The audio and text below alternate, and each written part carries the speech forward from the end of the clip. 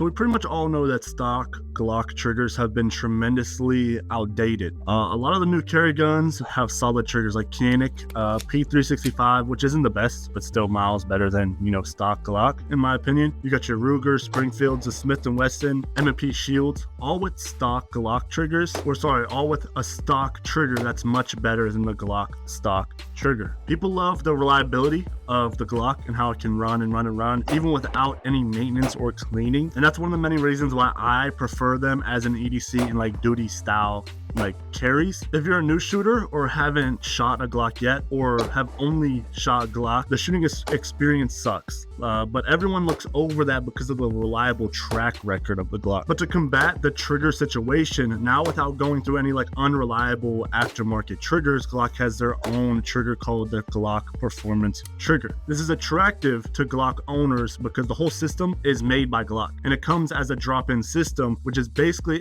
just means it's simple to install. All I have to do is unpin a couple pins here, drop this pin, you obviously take off the slide, and you just have to remove a couple things, and you can just drop the trigger right in there. And this makes the gun and your shooting experience a whole lot better from the stock Glock trigger. Now, is this the absolute best trigger on the market for your Glock? It depends. I would say for me, it's a necessity, and I will most likely go in every Glock I get from here on out. Like I said, it's made by Glock, and the reliability on this thing has been flawless so far. The other popular options for triggers for your Glock, I've heard Alpha trigger, which I've heard issues with the light primer strikes and all of that. There's the Overwatch Precision trigger, which I actually heard was pretty solid. And then there's the king of all triggers, which is the Johnny Glock triggers, but those are 4 times the price of this trigger here. So is the Glock Performance Trigger the best option for you? I don't know. It depends on your intent with your firearm. If you're looking for a competition trigger, maybe there's some better options out there for you. But for me, this is perfect. I carry this Glock 45 MOS Gen 5 for EDC with a Tier 1 concealed holster. Tier 1 Access Elite holster. And I also have a Safariland holster on my duty style belt. I choose Glock because I want the gun to have the highest chance of running no matter the situation. I don't like Glock's grip angle. I don't like the shape or bulkiness too much.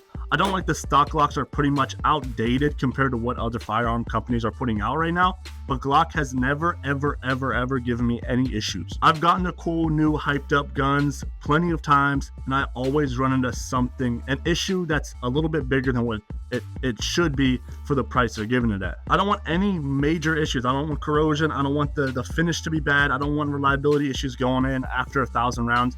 I want my thing to run, and I want it to last a very long time. But back to the trigger. For EDC, not only would I recommend it, I would personally put this in every EDC Glock I have. My last video, I showed this Glock 45 build with a stock Glock trigger system, but it just had the Polydat trigger shoe to help with some of that trigger travel. And in that video, you guys seen how much mush that Glock trigger had. It wasn't fun to shoot, and my groupings weren't so tight even at 10 yards. Now, to be clear, for EDC and to protect innocent life, let me be clear, this is all you need.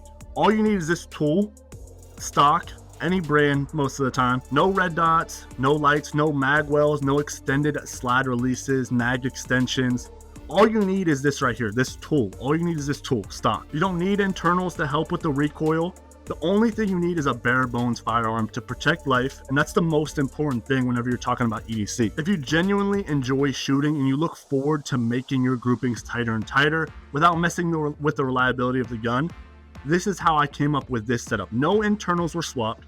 The only things I have done were the external slide release from the Glock store, the Hollow Sun 507C, red dot, the Surefire X300 light, the SLR Rifle Works magwell, and now the Glock Performance Trigger. And I did all these things after countless hours of research through gun store talk, through Reddit, Google, YouTube videos, etc. But you guys have to watch on those YouTube videos, because even though those guys will tell you they're giving their honest opinion, which I imagine most of them are, if they got the product sent out to them, that company made sure many times, countless times, they inspected it over and over to make sure that product was perfect before they sent it out for somebody to review on YouTube. So be careful who you watch and take everything on this platform, this YouTube thing, with a grain of salt. But I showed you guys that this gun is clear. Checking in, locking the slide back, checking in the chamber, looking for an empty chamber. We're looking to make sure there's no mag in there, and then we're looking to make sure there's no bullet stuck right here. Point safe direction, we're gonna pull. Now we know the gun's clear. This is the take up, which is very similar to the stock Glock. Let me back this thing up a little bit. This is very similar to stock Glock, but the trigger break is miles ahead of the stock, and it's a lot lighter. It's a lot lighter. The stock Glocks trigger, how they come, it's like way too heavy in my opinion. But now this can definitely compete. If not, it's better than the other guns on the market. As you see, you can right here, and it breaks. And I've been running this Glock performance trigger. I've been training with it in my holster. I've been training, you know, shooting, getting follow-up shots with the grip. I've been training reloads out of the tier 1 concealed holster, the EDC holster. I've been training out of my Safariland holster, and this thing made my shooting performance miles better.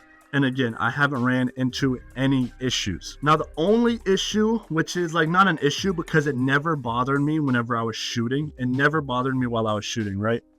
But whenever I, you know, take the mag out and I shoot that last like empty chamber shot, you know, just to make sure the gun's fully unloaded, sometimes if your finger isn't on that trigger safety perfectly and you're coming on, you know, the side, you see how there's a lot of room there? If you're coming on the side, you'll get a hiccup. You'll kind of like, you can't pull the trigger back without, you know, pushing on the safety, which is how it's supposed to be. But even if you're just a bit off, you kind of have to be flat on this trigger. So I'm seeing a lot of people online, they'll get this trigger system, but they'll swap out the trigger shoe for something like, I mean, I have my old poly dad trigger shoe, which I could throw on this. There's some that are doing the alpha trigger shoe. There's, you know, they're just swapping out the trigger shoes. But me, if I'm EDCing this, I might actually keep this on because I don't want any misfires. And I actually really like that that trigger safety and how it's extra safe almost. I didn't, like I said, I didn't run into any issues whenever I was shooting the gun. It was only on the empty chamber whenever I was like holding the gun weird. Anytime I'm holding the gun, I'm flat on that trigger. I'm flat on that trigger. So it really didn't give me any issues shooting, but it does like hit like a little hiccup. You can feel it almost. If you just come off it a little bit, you can feel the hiccup if you're, you know, flat on it with your finger. So it could be like if you put your pointer finger in the gun a different way, it could be a big hiccup for you. And at that point, I would still recommend the trigger and just swapping out the trigger shoe. But the way I shoot, I put my pad level on the trigger, so I don't run into any issues shooting the gun. But maybe if you put your trigger finger in all the way, you know, kind of like this, and have the trigger lined up there, maybe I would say swap out that trigger shoe, but I would still recommend the trigger and then just grab, and I would recommend the Polydat Overwatch Precision trigger. But so far, this thing's been flawless, and the Glock Performance trigger really took this thing to a next level. So I just wanted to make a video, you know, going over this build one more time. And I really wouldn't want to shoot this thing without the Glock Performance trigger now. It's like I went to it and I don't want to go back to a stock Glock trigger. Now, of course, this is empty. I was just at the range with this, and it was cold at the range, so don't judge my groupings. The feel like was -2, and I had so many jackets and hoodies on and flannels on. It was tough to defeat those, you know, clothes whenever I was pulling, training my draw and all that. But the thing is, this is another EDC gun, so let me just make sure this is clear. Looking down the barrel, looking down there. This gun, I love, having this thin gun. Now that it's winter, I can get away with carrying the Glock 45 now. But the thing with the slim lines, the Glock 43X, 43, 48, they don't make the Glock Performance trigger for the slim lines. So pretty much what I might do with this is I don't really have any, there is a lot of mush here. My break actually isn't that bad on this thing at all. It wasn't as bad as the other one. But so maybe I'd leave it still. Having a stock Glock trigger isn't always, it's good for EDC, but I might change out the trigger shoe again for a Polydad trigger, the trigger shoe. And then maybe I'll put it in a connector in there to make the trigger pull a little lighter. But, I kind of don't even want to carry this after seeing the performance that I was doing. And I wasn't even, the footage that I'm showing, I wasn't even doing good. I'm not, like I said, it was -2 degrees. It was cold. I had all these jackets on. I wasn't fast. Didn't have a beeper going. They're not cool Instagram real, like they're ugly drills. They're not something you post on Instagram. I'm showing ugly drills right now. And I know somebody will probably comment like, yo, you're terrible at shooting. But it was -2 degrees, bro. And I had all them jackets on and I couldn't even feel my hands. I'm not gonna lie, I could not feel my hands. So with the footage that I'm showing at least, I'll take that.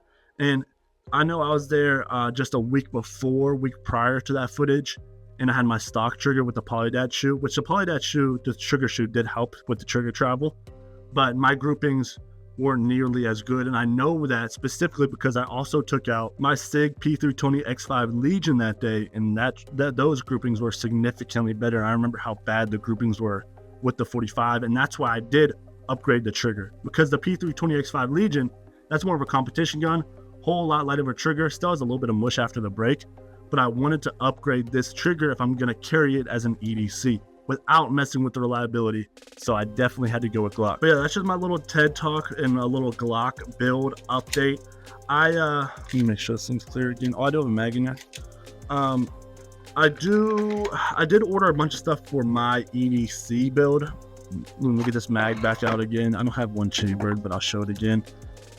I did order a magwell for this. So pretty much there's the Shield Arms 15 round mags for this, which are 50-50. I ordered 3 Shield Arms mags, the metal mag catch, the magwell.